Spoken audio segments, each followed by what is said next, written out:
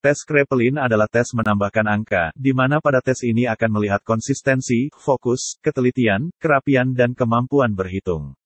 Seperti ini tes Kraepelin, mengerjakannya dengan cara menambahkan dua angka dan menuliskan jawabannya di tengah dua angka tersebut, mulai dari paling bawah sampai ke atas secepat mungkin.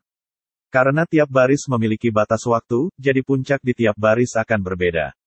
Puncak ini akan dibentuk sebuah grafik. Jika grafiknya konsisten maka kemungkinan kamu akan lolos tes ini, tapi jika grafik turun di akhir maka artinya kamu orang yang tidak konsisten dan kamu sulit untuk lolos tes ini.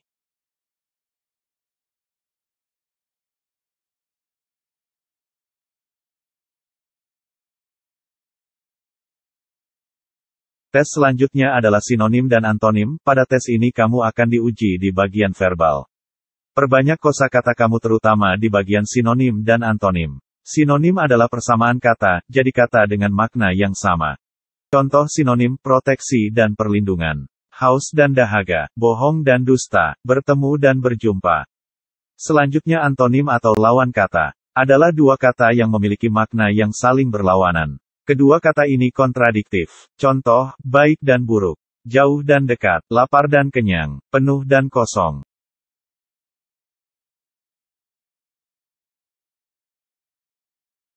Pada tes TU5 adalah tes logika gambar. Anda harus bisa menentukan gambar yang tepat dari rangkaian gambar sebelumnya. Akan ada 3 gambar sebagai soal. A, B, C dan jawabannya adalah gambar D. Anda harus bisa menentukan mana gambar D dari beberapa pilihan.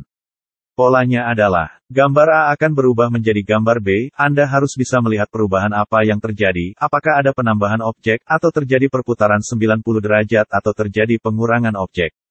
Pola tersebut adalah pola yang sama digunakan oleh gambar C menjadi gambar D, jadi untuk menentukan gambar D Anda harus bisa mengetahui polanya.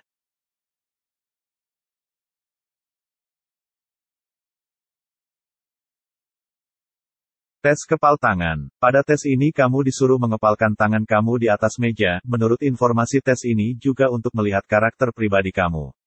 Namun menurut informasi selain hal ini juga untuk mengetes tangan basah kamu, jadi karena PT Omron merupakan perusahaan di bidang elektronik, jadi kamu akan memegang benda elektronik saat bekerja. Tangan yang mudah berkeringat atau basah sulit untuk lolos psikotes PT Omron, tapi tidak menutup kemungkinan kamu bisa lolos. Dan juga ada informasi hanya calon karyawan perempuan yang mengikuti tes ini, walaupun informasi ini tidak bisa saya validasi.